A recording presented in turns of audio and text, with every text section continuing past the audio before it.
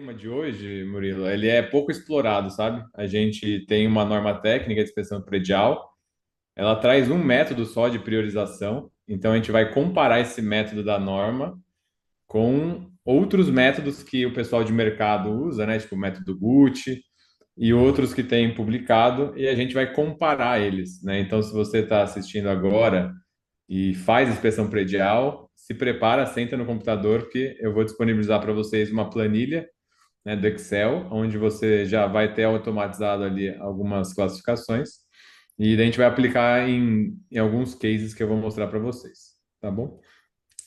Como o Murilo falou, eu sou engenheiro civil, né, eu trabalho com perícia, tenho escritório, eu atuo em São Paulo, e trabalho aí, tenho focado nessa parte de inspeção, tenho o livro Inspeção e Recebimento, que é focado justamente na parte de inspeção, e lá eu trago um método de priorização, APR, né? Mas ele já está superado.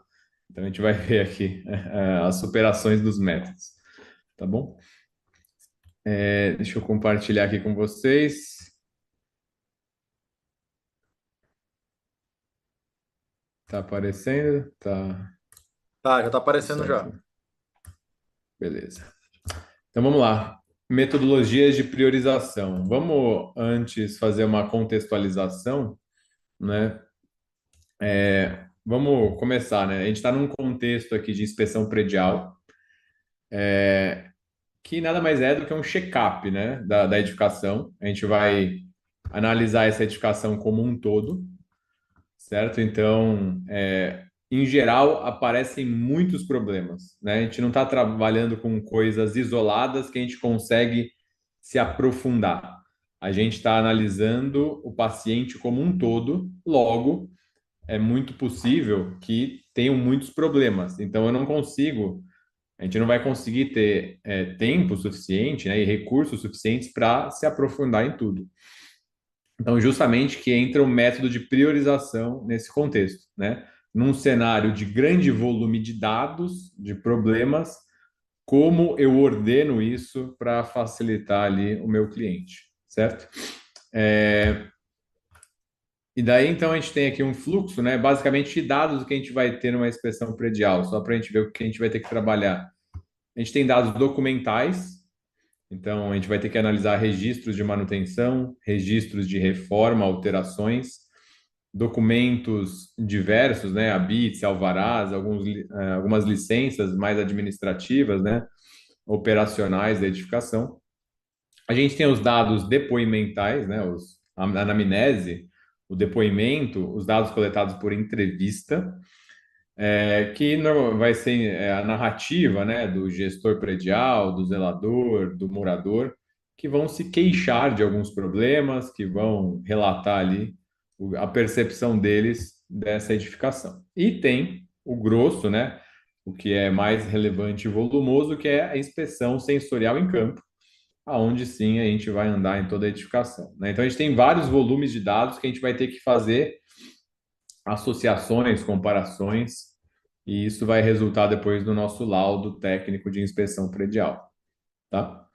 E daí, em geral, quem pega um laudo de inspeção predial, a gente vê isso, né? Você entrega isso para o cliente, 800 páginas, 500 páginas, que ele provavelmente não vai ler tudo, né? Ele vai ler o quê? A conclusão, muito provavelmente, vai ler a parte inicial, talvez, e só que daí será que é útil para ele receber tanta informação, né? Muita gente se vangloria até, Murilo, que assim, meu laudo deu 1.000 páginas, né? Como se isso fosse bom. Será que o cliente vai conseguir utilizar essas 1.000 páginas depois? Se a gente entregar isso de forma bruta, né? Ó, tô 1.000 fotos, né? Você acaba não servindo nenhum. Era melhor receber 10 fotos do que 1.000 fotos, né? Porque só o trabalho e gasto de energia que a gente vai ter que para triar isso, garimpar isso, já não vale a pena, tá? Então, a inspeção predial ela não é só isso, né? Ela não é só levantar um monte de problema e entregar aqui e jogar no colo do gestor predial, do proprietário. Se vira, né? Dentro da inspeção predial também eu tenho que ordenar isso, tá? Outra coisa importante que é o seguinte, a inspeção predial ela é um retrato, né? Muita gente fala isso, ó, a vida é um filme E a inspeção predial é uma foto, é um retrato daquele momento específico. Será que eu consigo, com as fotos que eu coloquei ali, com a minha descrição, eu consigo mostrar esse filme dali para frente? Qual vai ser o final da história? Né? Então, eu precisaria ter, de alguma forma, deixar claro, né, para o gestor, para o proprietário, que aquilo que ele está vendo na foto pode piorar, pode agravar com uma velocidade maior. Eu tenho que dar uma noção dele da evolução desses problemas, né, da gravidade desses problemas, que muitas vezes na foto não representa nada, porque ainda está num estado embrionário, né? Então, também eu tenho essa outra vertente. Ordenar grande quantidade e definir ali o que é mais arriscado, mais grave em relação ao restante, tá? E daí tem um exemplo, né, algumas fotos só para mostrar isso. Então, dentro da lista de problemas, poderia ter um problema desse, igual eu apontei uma vez, numa inspeção de uma edificação nova, 2015.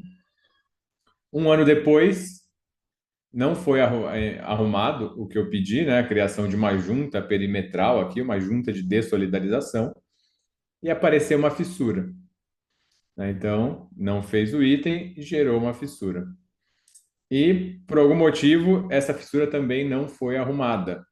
E daí o que era uma fissura virou um descolamento do revestimento 2 anos depois, certo? Então, veja, isso daqui é um pequeno filme, né, de um pedaço da edificação. Se isso já está registrado aqui e o cliente ele entende o risco disso, ele consegue tomar uma decisão para evitar esse cenário evolutivo aqui, tá? Aqui nesse caso não foi arrumado porque não era o gestor que tomava a decisão, a gente estava numa relação aí de litígio, né? Judicial, então condomínio versus construtor, etc. Então foi possível observar a evolução desse problema. Eu acabo usando aí de forma didática para mostrar, né, o que a inércia, a negligência acaba gerando. O custo de reparo deste item aqui final é muito maior do que o custo de reparo inicial, que era fazer uma junta de movimentação no piso, né, uma junta de dessolidarização aqui no piso. Certo? Então, isso também deve estar contido na inspeção predial. Eu devo me preocupar com isso na hora de classificar e priorizar as anomalias. O problema é que a gente tem que entender, né, que isso vai depender de vários fenômenos. Então, existem várias curvas de degradação, que podem influenciar isso. Então, o conhecimento aprofundado dos mecanismos de degradação é muito importante para o inspetor predial, para ele avaliar corretamente, né? Não é incomum pessoas darem prioridade diferentes para o mesmo problema. E por isso que eu gostaria até de fazer um exercício aqui com vocês. É um exercício que normalmente eu faço na aula da pós-graduação, para ver qual é o resultado, qual é a discrepância dos resultados entre os alunos, né? E daí a minha ideia aqui é apresentar um método que ele seja o mais objetivo possível, ou seja, o resultado dê mais parecido em diferentes pessoas. Tá? Então, diferentes pessoas fazendo e chegando no mesmo resultado, né? Isso é ser objetivo. Então, eu vou mostrar para vocês a objetividade de alguns métodos. Mas um dos pressupostos é que todos os profissionais tenham o mesmo nível de conhecimento técnico, né, sobre mecanismos de degradação, perda de desempenho com o tempo. Tem que ter algumas noções básicas, né? Senão, obviamente, vai ter distorções não pela ferramenta, mas uma distorção em função da falta de conhecimento de quem está operando ali os dados, tá? Os inputs da ferramenta. E isso é importante porque você priorizando corretamente, você faz com que o seu cliente economize dinheiro. Muitos de vocês já podem ter visto esse gráfico aqui de Sitter, né? Quanto mais tarde eu tomo uma decisão, mais caro sai o custo de reparo, certo? Então, essa é o motivo pelo qual, né, a importância de priorizar anomalias.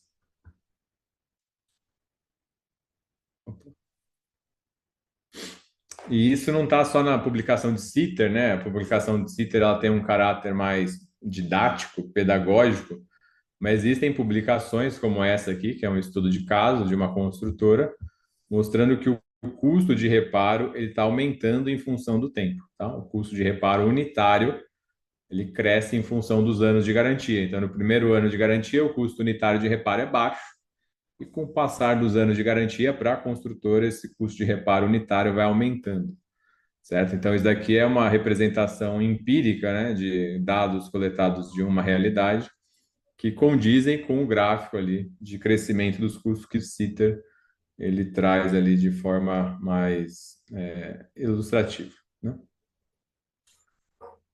Bom, então, para isso, para a gente conseguir trazer esses benefícios para o nosso cliente, a gente vai precisar priorizar, tá? Então, vamos separar o joio do trigo, ou o que é mais relevante do menos relevante. Então, vamos para alguns métodos aqui de classificação. Primeiro, o que a gente vai trazer aqui é o proposto pela norma, tá? Então, a norma de inspeção predial, NBR 16747, ela traz três níveis de prioridade. O prioridade um, né, que seria o emergencial, o critério para você enquadrar esta anomalia é isso aqui. Então, se vocês pretendem fazer atividade, eu sugiro que vocês tirem um print dessa tela agora nesse momento, tá? Para que vocês possam consultar isso para preencher na hora que vocês estiverem analisando a anomalia, tá bom? Mas então a prioridade um tem a ver com o quê? Perda de desempenho que afeta a segurança, que afeta a funcionalidade da edificação, né? Que seria grave, tudo bem? O item 2 são perdas parciais de desempenho, que não vão comprometer a segurança, mas impactam ali de forma localizada algumas coisas importantes, como estanqueidade ou funcionalidade. E temos o item 3, que são relacionados a perdas mais cosméticas, né, estéticas, de menos relevância no desempenho da edificação. Tá? Então, são de baixo impacto. Então, essas são as três classificações. Qual que é o problema, né, disso? Imagine que eu tenho 100 problemas numa inspeção predial. Eu vou dividir 100 em três grupos, certo? Então, vai 30, 30 e 30. Eu não priorizei nada, né? Porque ainda 30 elementos num único grupo é muita coisa para o gestor, às vezes, fazer, por uma realidade de custo, né? Que muitas vezes impacta o condomínio. Ele não vai ter dinheiro para arrumar esses 30 que ficaram no grupo um, certo? Então, eu precisaria ter um método, uma ferramenta que eu priorizasse isso de uma forma mais adequada, em maiores quantidades de grupo. E daí, o que muitas pessoas utilizam é a ferramenta GUT, né? Que é uma ferramenta que divide, você dá uma nota de gravidade, outra de urgência e outra de tendência para as anomalias. Então, eu vou ver uma trinca e daí eu vou falar, isso é grave, daí você vai dar uma nota, né? Ah, é extremamente grave, daí você vai dar uma nota 5. Ah, não, não tem gravidade nenhuma, você dá uma nota 1. Depois você analisa por um outro critério. Ah, é urgente eu arrumar isso? Ah, então eu preciso arrumar imediatamente? Você dá uma nota 5. Se pode esperar, você dá uma nota 1.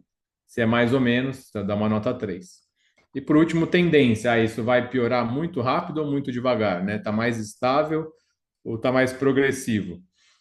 E você também dá essa nota. E daí, pela multiplicação desses critérios, você tem uma pontuação, e daí você acaba trabalhando com 125 grupos, né, de prioridade, porque seria 5 vezes 3 critérios e a quantidade possível de setores, o que ajuda muito, né? Então, poucos itens acabam empatando numa matriz GUT. Então, normalmente vai estar agrupado um, dois problemas, três problemas, junto de uma categoria de prioridade. Depois que você faz isso, então ela facilita muito a vida do gestor. Tá? Eu tenho um exemplo aqui de um caso aplicado numa última aula que eu apresentei. Eu apresentei 10 problemas, onde os alunos tiveram que priorizar. Tá? Então, o primeiro, pela norma, eles priorizaram com notas 1 e 2. Vejam, ficaram cinco problemas no grupo um e cinco problemas no grupo 2, tá? Então, ainda o gestor ele vai ter que ver qual desses cinco é realmente mais prioritário, né? Ele não tem essa informação. Já na matriz Gucci, o que aconteceu? Eu tenho o primeiro com uma nota de 125, depois 64, 30, 27, 27, 20, 18, 18, 8 e 6. Ficou ordenado perfeitamente. Então, eu sei que esse é mais prioritário e assim sucessivamente. Só tenho dois empates aqui, né? Esses dois itens estão empatados, então teria que arrumar eles de forma conjunta ou adotar um critério de desempate, certo? Mas veja que o Gucci é uma ferramenta interessante para isso, né? Ela ajudou você a priorizar. Então, é uma ferramenta mais utilizada hoje por quem faz inspeção predial, tá? A gente vai aplicar aqui nos cases daqui a pouco. E aqui o que eu quero mostrar é que os mesmos alunos, tá? Esse aqui eu peguei de um específico. Veja que ele deu notas diferentes. Como que esse caso aqui, que deu prioridade um pela norma, pode ter ficado em penúltimo lugar? Não faz muito sentido, né? Alguma coisa deu errado aqui. Ou é na prioridade da norma, ou é que ele não soube preencher, tá? Mas acontece. Daí eu vou mostrar para vocês o motivo disso, tá? O motivo disso. E o motivo disso tá deixa eu voltar. Na dificuldade, muitas vezes, de compreender se esse texto da norma. Veja que não é objetivo eu enquadrar uma anomalia aqui. Eu tenho um texto muito longo, né, muito prolixo, é muita informação. Até você se perde no texto, né? Então, não fica fácil eu avaliar e enquadrar isso nessas prioridades. Então, uma sugestão minha, que é uma tradução, né? Então, se vocês gostam de usar a norma ou querem, pretendem ainda continuar utilizando o método da norma, podem utilizar esta simplificação que eu fiz da norma.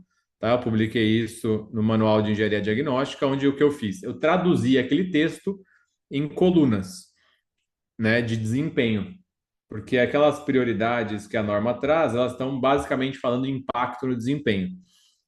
Então, vejam o que a tradução da norma resultou. Né? Isso aqui não tem nenhuma influência minha, é só o que está escrito convertido numa tabela. Então, tudo que está aqui, o item um, a prioridade um, ela acaba caindo em quase todos os requisitos. Né? Se vocês lerem depois, tiverem esse cuidado, vão ver que o item um fala de quase todos os requisitos. Então, quase tudo cai na prioridade um, né? Se impacta a segurança estrutural, contra incêndio, no uso e operação, estanqueidade, tudo isso acaba caindo no 1. Só vai cair no 2, perda de estanqueidade, daí vocês têm que ver esse número 2 aqui, comprometimento parcial. Então, se tiver comprometimento parcial, aqui, ele vai para o item 2 em vez de 1. Mas se for uma perda de estanqueidade generalizada, cai no 1. Funcionalidade, então, parou o abastecimento de água. Se foi de uma unidade, você joga no 2. Mas se for mais de uma unidade, 3, 4, 5 unidades, já cai no 1. Então vejam que a proposta da norma, ela não favorece você priorizar nada, porque eu tenho muito mais requisitos atrelados a um único critério de prioridade um. E isso se reflete nessa avaliação aqui, que a gente viu do aluno. Cadê? Que quase tudo deu um, né? E até coisas um que não são prioridade na cabeça dele, né? Na cabeça de quem respondeu aquilo, algum desses requisitos aqui, por exemplo, durabilidade. Durabilidade não é prioritário. Ele não tem a mesma nota de peso que segurança estrutural, mas pela norma tem. Os dois caem no nível um de prioridade, tá? Então a gente identifica com isso que existe uma falha na norma em relação à priorização, tá? Mas aqui essa proposta aqui já facilita você a aplicar a norma se você quiser ainda ficar aplicando o critério da norma. Muita gente aplica dessa forma, né? Faz uma coluna com as prioridades da norma e faz o GUT em paralelo, tá bom? Então faz os dois, tá bom? E daí, qual que é a minha proposta, então, né? E isso que eu faço nos meus trabalhos. Para aplicar, então, esta matriz aqui, fica muito mais fácil você criar uma coluna de perda de desempenho. Então, a primeira análise, antes de vocês começarem qualquer análise de prioridade, vocês vão ter que analisar o impacto daquela anomalia no desempenho da edificação. Essa é a primeira análise e a primeira classificação. Tá? Então, vou ver. Ó, isso aqui está comprometendo o quê? Platibanda apresenta som cavo indicando a perda de aderência. Então, revestimento mal aderido. Opa, é segurança estrutural. A resistência mecânica da vedação vertical está comprometida, certo? Tem uma falha aqui nisso, né? Que é o seguinte: pode ser que uma anomalia impacte mais de um requisito de desempenho, certo? E daí, ou você trabalha com aquele que é mais grave, né? Ou você vai colocar todos. Eu acabo colocando o mais grave na minha cabeça. Isso é o que eu acho mais importante, tá bom? Ou você pode colocar todos. Depois que você fez essa primeira filtro, fica muito mais fácil você preencher o da norma, ok? Que é pela matriz anterior, e depois o GUT também facilita muito, certo? Porque você já categorizou o seu problema, certo? Sempre que a gente categoriza, rotula uma coisa, na nossa mente fica mais fácil de compreender. Então, a categorização ideal para uma inspeção predial é por requisitos de desempenho, tá bom? Mas ainda é isso o estado bebezinho de priorização, tá? A gente está engatinhando ainda, está engatinhando. E daí, para quem não se recorda, né, novamente, tirem um print agora, se vocês quiserem fazer a atividade final. Quais são os requisitos de desempenho propostos pela norma de desempenho? Tá? Não tem todos os requisitos possíveis, tá? A norma ela não traz vários requisitos que seriam importantes, né, como estética, por exemplo. É um item polêmico, mas não tem aí. É um requisito importante que vai influenciar, inclusive, no valor do bem, mas não está aí. Tá? Custo de operação e manutenção não está aí, entre outros, né? Vibração, condensação, etc. Mas, para a gente trabalhar com o que tem na norma, vamos trabalhar com esses requisitos. Tudo bem? Então, anotem aí para a gente analisar.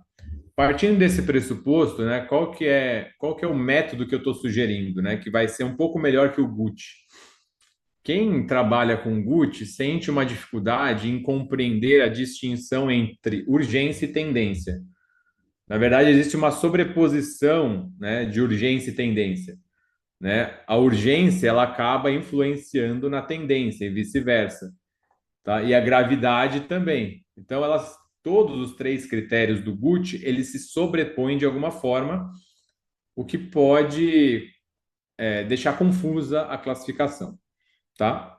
E se a proposta primária da inspeção predial é analisar desempenho, né, o desempenho aparente, por que não criar uma ferramenta que avalia desempenho? Então, a proposta do método que eu estou trazendo chama-se SHS. Vamos priorizar em função da segurança, habitabilidade e sustentabilidade.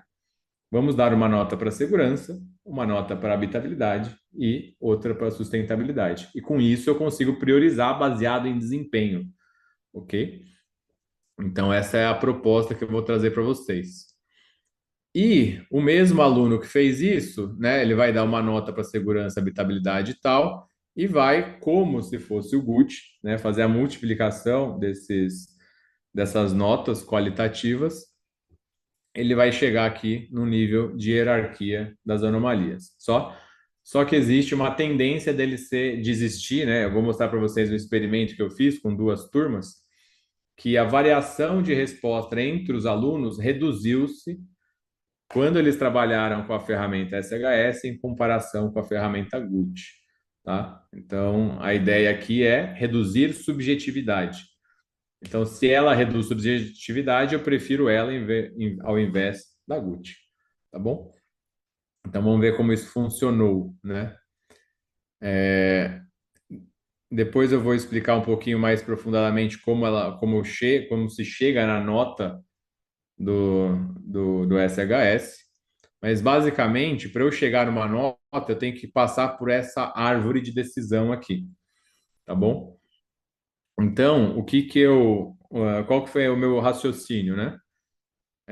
Eu tenho um desempenho que eu estou avaliando na inspeção predial, que ele é excelente, então ele não vai ter nenhum impacto, ele tem nota zero em relação à prioridade. E tem uma perda de desempenho altíssima, crítica, que ele vai ter um alto impacto, vai ser bem abrangente e vai evoluir rapidamente. Tá? Veja que aqui eu estou usando basicamente o GUT aqui dentro, só que eu estou trabalhando ele de forma dicotômica aqui, né? Você não vai ter liberdade para dar uma nota entre 1 a 5. Ou é grande impacto ou baixo. E ele está embutido em cada uma dessas vertentes. Então, impacto, nenhum, baixo ou alto. O impacto alto, ele é generalizado ou localizado? A evolução dele é rápido ou devagar? Tá? Então, eu deixei os critérios de forma dicotômica e isso resultou nessas notas. Então, se você analisar por essa árvore de decisão, você vai chegar numa pontuação. Chegando nessa pontuação, você joga e dá a nota a isso para a segurança, para a habitabilidade e para a sustentabilidade. Tá? Então, o impacto aqui que você tem que analisar quando for usar a árvore é o impacto na segurança. Ele é alto ou é baixo? Né? O impacto na segurança desse item, ele é generalizado ou localizado? E assim por diante. Depois você vai analisar na habitabilidade, esse impacto é alto ou baixo? Generalizado ou localizado? Ele vai evoluir rápido ou devagar, tá bom? E é assim que a gente chega nas notas que a gente viu aqui, tá bom? E daí, o que que aconteceu quando eu apliquei isso, né, de forma em duas turmas, tá? Que deu aproximadamente 50 pessoas. Eles fizeram os mesmos 10 problemas pelo método da norma. Então, o coeficiente de variação entre os alunos deu de 60%, né? Era mais fácil jogar uma moeda para o alto e escolher, não é? O resultado. O GUT entre os alunos deu uma variação de 56% nos resultados deles. O SHS ficou com uma variação de 37% e o MED, que é aquela tabela, né, deu uma variação apenas de 23%. Então, o que foi mais objetivo dos métodos que eu mostrei para vocês foi usar essa tabela aqui, tá? Porque ela tá bem objetiva, é só ver o impacto do desempenho, venho, dou uma nota. O problema dela é que ela só te dá 3 ordenações, certo? Foi um motivo também pela dar um baixo coeficiente de variação, porque eu só tenho 3 categorias para enquadrar o problema, alto, médio ou baixo, tá bom? Então, apesar de ser um método mais objetivo, ele não é muito, o resultado final dele não é bom, tá? E o SHS ficou com o dobro, né? Ele reduziu metade da variação do resultado. Obviamente que essa amostra é pequena e por isso que eu gostaria de que vocês também fizessem hoje a atividade. Daí a gente vai coletar esses dados, daí vocês vão falar: ah, eu gostei do método SHS. Não, eu prefiro o método GUT. Não, eu prefiro o método da norma, tá? Então, essa é a ideia da aplicação nos casos reais na próxima etapa. Depois, ainda eu tenho um refinamento possível, tá? Que é dar um peso diferente para segurança, habitabilidade e sustentabilidade, tá? Isso dá para refinar, tudo bem? Não está refinado no modelo que eu vou mandar para vocês, mas é possível. Obviamente, segurança teria que ter um peso maior, né, do que os outros itens, mas por enquanto vamos trabalhar eles com o mesmo peso, tá bom? Outras formas de priorização antes de a gente entrar na parte prática. A gente pode agrupar os problemas, né? A gente trabalha de forma muito qualitativa na área de engenharia diagnóstica, né? A gente trabalha anomalia, né? Vamos investigar, coletamos características, mas a gente quantifica muito pouco. Por que a gente não conta os problemas, né? Já que eu planilhei isso, por que eu não faço uma análise de frequência em função do mesmo tipo de anomalia, em função do impacto no desempenho, em função de vários custos de reparo, né? Enfim, eu consigo agrupar isso. Então, uma forma de priorização também é usar um gráfico de Pareto, né? Você faz uma frequência, ordena do que tem mais quantidade para o que tem menos, e daí você fala, ó, se eu quiser resolver a maior quantidade de problemas dessa edificação, vamos atuar aqui na parede externa, fachada, ok? Então, é uma forma de priorização também que não envolve o uso daquelas ferramentas qualitativas que a gente viu. Aquelas ferramentas qualitativas, o objetivo é de priorização em relação ao risco, né? Risco no impacto do desempenho. Mas se a sua ideia é reduzir quantidade de problemas, então você é um gestor de assistência técnica, por exemplo, pós-obra, você quer reduzir a quantidade de problemas, né? Eu tenho vários chamados de assistência técnica. Vamos atuar no item que tem mais, né? Vai ser a mesma mão de obra, normalmente a mesma mobilização, então você vai ser mais eficiente priorizando por frequência, né? Então é só você ordenar isso de forma quantitativa.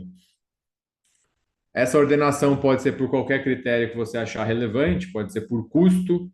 Então eu quero atingir os mais baratos primeiro. Aqui os que mais impactam o desempenho também. Vamos atuar, ó. Eu ordenei meus problemas, eu agrupei por desempenho, já que está isso na planilha. Eu quero sanar todos os problemas de estanqueidade. Daí já vou resolver X% dos problemas da edificação. Nessa edificação, maior quantidade de problemas é durabilidade, né? Nesse caso que eu peguei, de exemplo. Certo? Não, quero acabar com, deixar segura a edificação, vou atuar nesses 48 problemas que estão aqui, tá?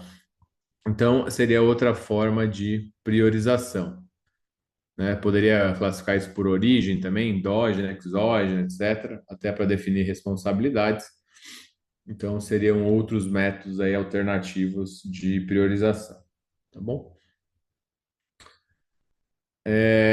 Bom, agora chega no momento de aplicarmos o método. Se vocês lerem esse QR Code, vocês vão conseguir baixar essa planilha aqui, ó. E essa planilha, ela vai, vamos supor aqui, o primeiro problema é um muro, tá? Então, eu vou mostrar para vocês. Colapso de muro. Então, um exemplo. Daí, a gente vai avaliar pela norma, tá? Isso aqui é até um exercício prático para a gente sentir, né, a proposta dos métodos. Então, deixa eu tirar aqui. Então, pela norma, isso aqui daria prioridade 1. Pelo MED, que é a EL da norma em tabela, né, você já vai dar uma outra prioridade. Depois, gravidade, urgência e tendência, você vai dar uma nota de 1 a 5 em cada critério. Então, eu vou chutar aqui alguns, né, só para vocês verem como funciona. 3, 3, 2. Vai te dar uma nota aqui 18. Se o outro problema aqui fosse uma infiltração na laje, prioridade 1, seria também pela norma. Daí, gravidade ia ser menor, né? Aqui vamos por 5. Estou chutando números aqui só para vocês verem o resultado, né? Daí o GUT sai com uma nota 4. Então, o colapso do muro tá mais prioritário do que o de baixo, tá bom? E aqui tem para preencher a matriz SHS, certo? Então, a ideia é a gente analisar os problemas que a gente vai ver agora, tá bom? Então, primeira anomalia, isso é um muro que colapsou, né, pelas raízes dessas palmeiras aí. Então, a raiz gerou um esforço horizontal que gerou o colapso do muro, tá? Então, já está aí descrito qual que é a perda de desempenho, né? Estrutural, desempenho estrutural. Com certeza vai ser prioridade 1 pela norma, prioridade 1 pelo MED. E aqui que a gente vê o primeiro problema em usar o GUT, tá? Vamos tentar aqui usar a planilha. Por quê? Né? Então vamos usar um. Se vocês divergirem do que eu estou falando, obviamente que vocês. Opa,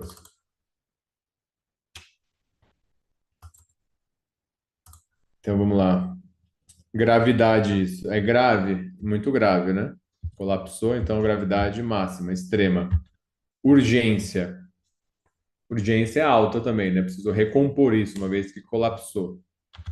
Mas a tendência disso, isso vai continuar piorando? Não, né? Já chegou no fim da vida dele.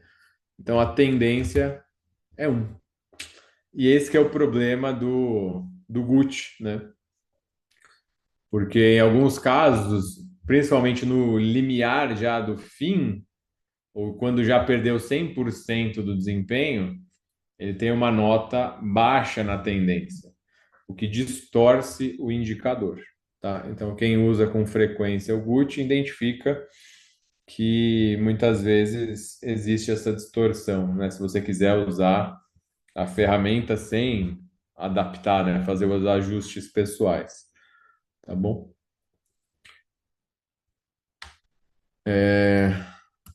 Bom, a próxima anomalia para a gente analisar seria esse item aqui. Esse item é um potencial, uma anomalia potencial, porque ela não é uma anomalia em si. Ela é uma não conformidade, no caso. Porque a gente tem um vidro que não é de segurança nessa esquadria, certo? E essa esquadria foi instalada na altura de guarda-corpo. Então, até 1,10, qualquer elemento vertical que esteja ali impedindo a queda, ele deve ter a mesma resistência mecânica que um guarda-corpo, tá? Então, aguentar, por exemplo, a pancada desse saco de impacto de corpo mole aí de 40 quilos, certo? Então, isso acaba impactando a segurança no uso e operação. Então, a gente vai colocar aqui esquadria sem resistência adequada, tá? Só para a gente deixar aqui de lembrar o que é. Vai dar prioridade 1 na norma. O MED também vai dar prioridade 1, porque impacta a segurança. Daí, gravidade disso. Daí, isso é um pouco subjetivo, né? Alguns vão jogar 4, alguns vão jogar 5, outros vão jogar 3, tá? Mas é de 3 a 5, muito provavelmente as pessoas vão dar nota disso, porque ela está impactando pode impactar a segurança, certo? Daí, algumas pessoas podem usar um critério mental, né? Ó, se é uma anomalia potencial, eu nunca vou dar 5, eu sempre vou dar 4, né? Se já está comprometendo a segurança de alguma forma, daí que eu dou 5. Tudo bem? Mas vejam que isso não está descrito no método em si, tá? GUT. Isso vai ser um critério arbitrário individual de cada pessoa, né? Porque essa escala de 1 a 5, ela é subjetiva, tá bom? Então, eu vou usar esse critério de nota 4. Urgência. A urgência aqui vai depender basicamente da quantidade de pessoas, né, que acessam aí. Se for tipo um quarto de criança, isso é urgente. Se é uma área técnica que passa uma pessoa uma vez por mês, não é tão urgente, certo? Aqui no caso específico, é um hall de apartamento ali, de apartamento de residencial, né? Então tem circulação de pessoas que circulam num hall. Não é grande, é só para as pessoas que moram ali naquele apartamento, né? Mas isso se replica em todos os andares, tá? Então a abrangência disso é alta. Então a urgência também é alta, né? Ela seria alta. Qual é a tendência? Tendência do problema, né? A probabilidade de alguém se ferir nesse caso não é muito alta, né? Se eu não tenho histórico nenhum relatado, né? Ou se eu tenho pouca quantidade de criança, enfim, vai depender um pouco de alguns parâmetros de contorno, tá bom? Mas a tendência não seria, vai depender muito ali do uso. vai dar uma nota maior que o muro ali, por exemplo. Se eu desse um, dele fica menor, mas se dá dois, ele já vai ficar maior que o muro, tá bom?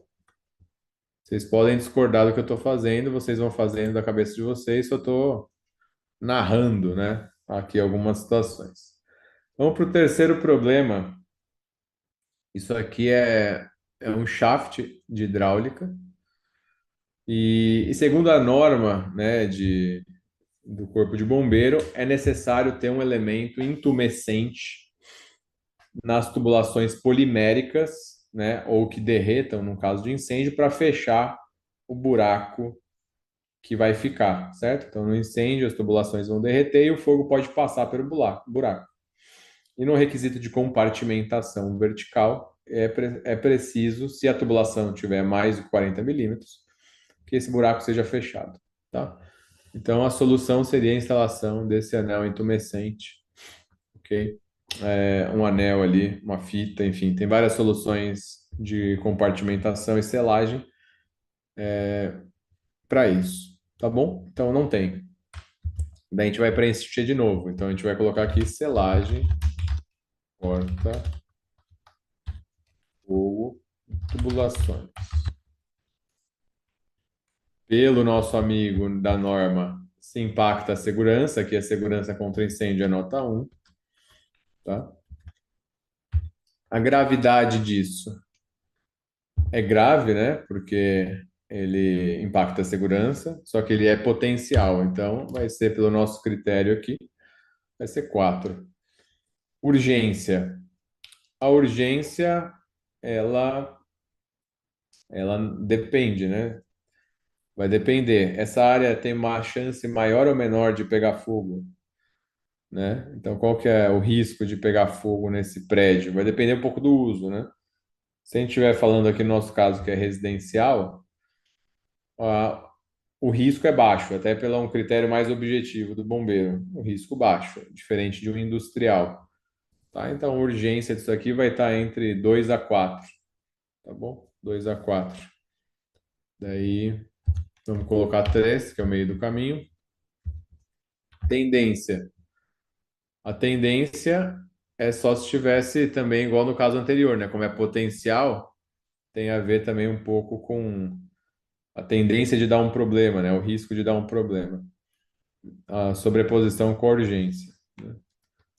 Então, eu vou colocar abaixo aqui, porque eu quero. Porque eu tenho que ter um fogo e um incêndio suficiente para ter que atravessar o buraco e subir no andar de cima, né? Então, a tendência é baixa. A tendência de dar um problema é mais baixa. Tá bom? Bom, vamos para o próximo problema. Saúde, higiene e qualidade do ar. A gente tem aqui bolor. Bolor, decorrência de condensação nas paredes externas. Então, esse é um item. Tem até um critério interessante que eu apresento na aula, né? Porque até onde o bolor ele é inofensivo é onde ele começa a impactar na salubridade do ambiente. Tem uns critérios da Suíça, de um manual suíço que eu uso de referência, que ele dá uma nota em função do tamanho do bolor, tá? De quanto ele está espalhado na residência. Então é algo em torno de 100 centímetros quadrados, 50 centímetros quadrados, ele vai mudando de categoria. Bom, aqui no caso já está alastrado em toda a parede, então isso já está comprometendo com certeza a salubridade. Tá bom? Então vamos preencher aqui a nossa essa planilha. O problema é bolor em parede externa, face interna. Pelo nosso amigo aqui da norma, vai ser nota 1 também. O médio também 1. Gravidade disso é grave, né? Impacta a saúde, né? É equivalente a impactar a segurança. No meu entendimento, eu daria 4, 5 até. 4 ou 5. Vou dar 4.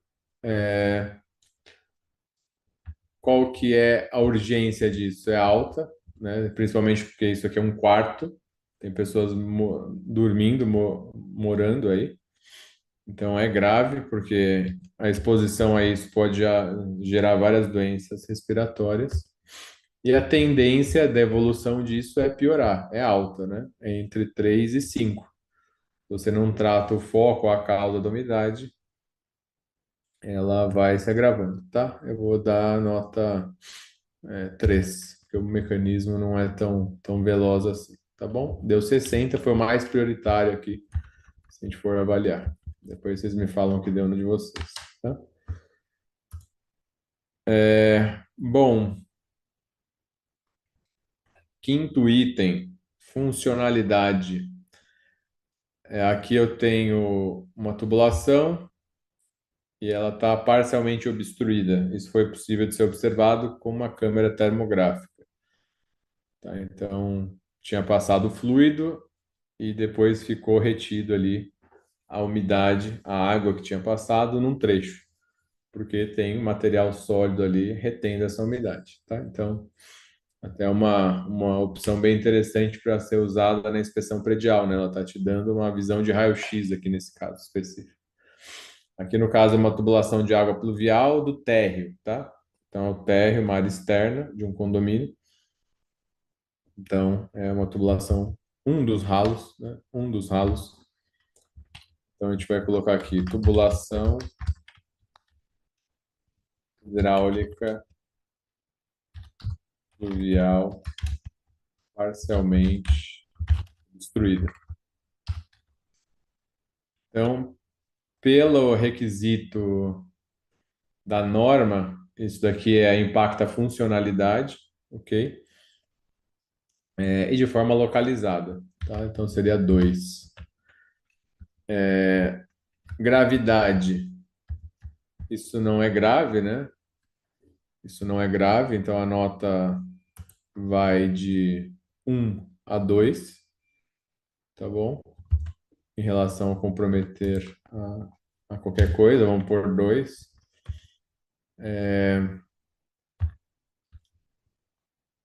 A urgência disso é baixa também, 1 ou 2. E a tendência disso daí é alta, né? Tem uma tendência alta de agravar esse quadro de obstrução. Cada vez mais material sólido vai se depositar e você vai obstruir, tá? Então seria de 3 a 4. Eu vou dar nota 3, certo? Vamos para o próximo item. Neste mesmo condomínio, a gente foi no banheiro, supostamente acessível, e a dimensão dele é inferior que a norma pede. A norma pede aí pelo menos um raio, né, de um diâmetro de círculo, né, de rotação da cadeira de roda de 1,50, o que não cabe aqui nesse banheiro, tá bom? Então compromete, não dá para um cadeirante usar isso. Então aqui é WC não acessível. Dimensão, tá? Só pra gente lembrar. Isso aqui, pelo requisito da norma, vai ser 1, tá bom? Vai ser 1, acessibilidade. Gravidade disso vai depender, né? A gravidade disso em função se existe ou não pessoas que têm a deficiência e se existe ou não outros banheiros possíveis de serem utilizados que sejam acessíveis, tá? Que no caso só tem esse banheiro, então vamos pensar que é associado a um salão de festa, né? Só tem um banheiro. Então, se ou recebeu-se alguém que tenha deficiência ou alguém que mora ali, só vai poder utilizar isso. Então, a gente vai ter aqui uma gravidade para esse item, né? Se for ver, ele é de 3, vai de 2 a 4, eu daria 2 a 4. Mas vejam que, pelo menos aqui, quando eu começo a chegar nesse ponto, a gente já tem que começar a pensar o seguinte: nossa, a gravidade em relação à acessibilidade, né? ela está se equiparando a uma gravidade em relação à selagem corta-fogo, a colapso do muro, né? E daí a mente buga um pouco, né? Acho que a gente não tem uma capacidade de cognitiva suficiente para separar isso e hierarquizar. Então, por isso que quando a gente for fazer o SHS, vai ficar muito mais fácil, porque daí eu vou dar uma nota de prioridade só para o requisito de habitabilidade separado de segurança. E depois a própria ferramenta vai dar uma nota maior em cima da segurança, né? Aqui no caso eu vou dar 3 ou 4, tá? Eu vou dar 3. A urgência, daí também depende do uso, né? Vamos supor que seja bastante utilizado o salão de festa, então precisaria arrumar isso de médio, de forma média, e a tendência de pior é zero, né? Não dá para piorar mais porque já está com a perda total. Então veja que como não tem como agravar mais, mesmo que eu aumentasse o critério aqui, ele vai ser um item baixo a pontuação. Se eu considerasse um critério mais alto, um dos dois aqui.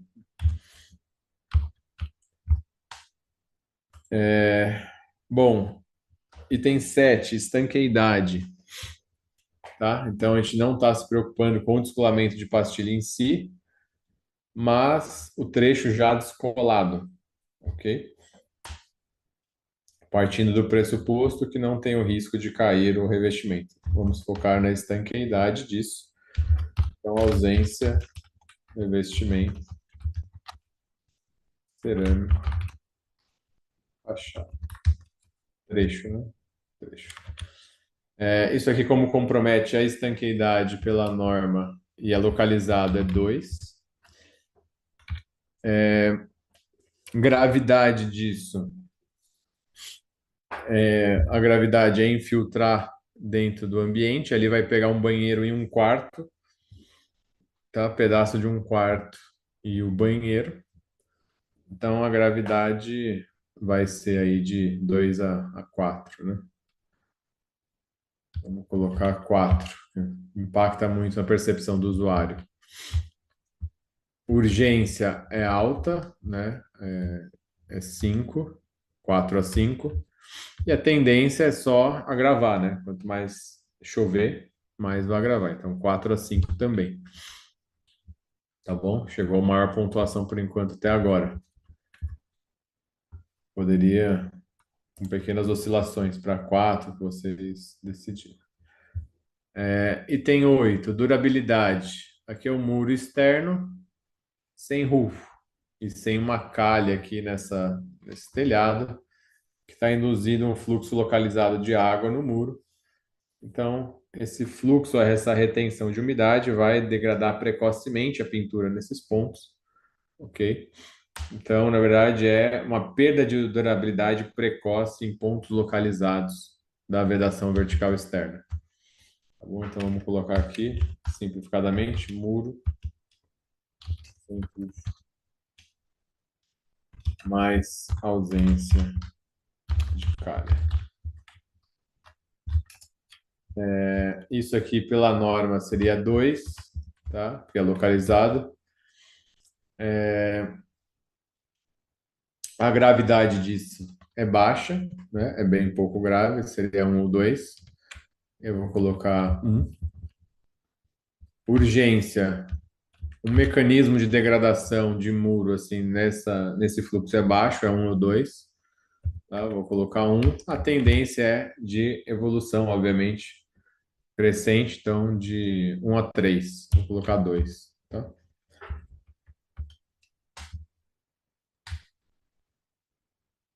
Manutenibilidade.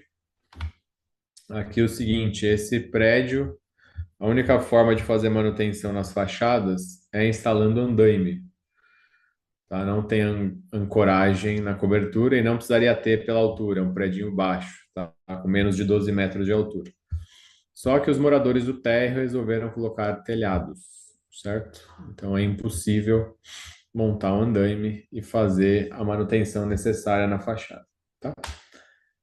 Então vamos classificar. Então é obstrução, acesso fachadas.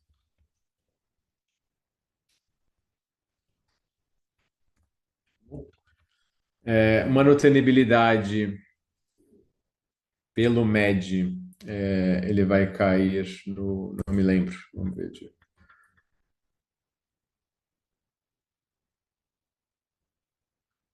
Manutenibilidade, se for alto custo de manutenção, vai cair no prioridade 1, tá? Então, é alta.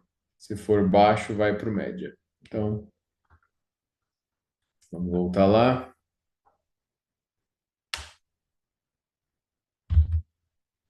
Então, é alto custo, vai ser 1. Gravidade disso é baixa, né? Porque que não, a gravidade é só não conseguir acessar, então não é tão grave. Vou colocar 1 ou 2. Urgência. Daí depende do momento, né, que isso vai ser utilizado. Se eu já tenho algum problema na fachada, é uma coisa, né? Se eu não tenho problema, a urgência é baixa. No caso específico aqui, não tinha nada específico na fachada, então a urgência vai ser baixa, 1 ou 2. A tendência é estável, né?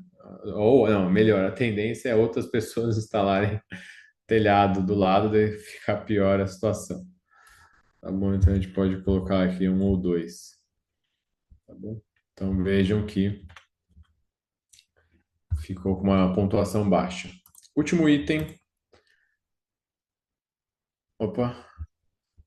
Caixa de esgoto. Uma caixa de esgoto da área externa não impermeabilizada. Ok? Então ela muito provavelmente está permitindo que o esgoto seja infiltrado no solo, então está gerando impacto ambiental. Certo? Fora outras consequências da infiltração de esgoto no solo. Tá bom? Então, caixa de esgoto não estanque. Impacto ambiental pela norma vai ser 1. Gravidade disso é alta. Ok. Pelos critérios, pelo menos de sustentabilidade, seria 4 ou 5. Vou colocar 4. Qual que é a urgência disso? É alta, senão você vai ser autuado, né? Ou vai agravar ainda mais a poluição do solo. E daí você vai ser mais difícil descontaminar ou remediar esse solo. E a tendência é progressiva, certo? É isso. Vamos ver como ficou nossa matriz.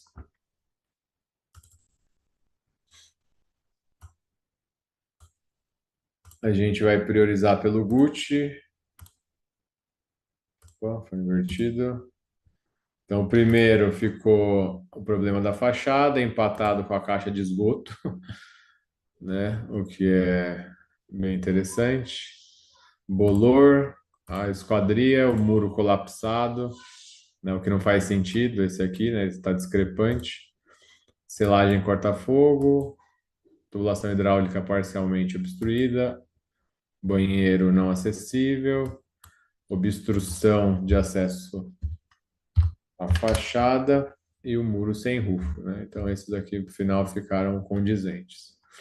Vejam que o MED, ele ficou com umas discrepâncias, né?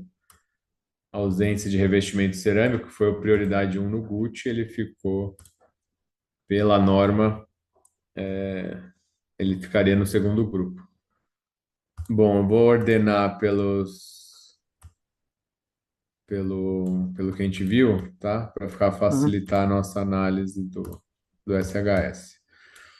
Então, o SHS, a gente vai precisar sempre consultar, né, inicialmente a matriz, aqui essa árvore de decisão.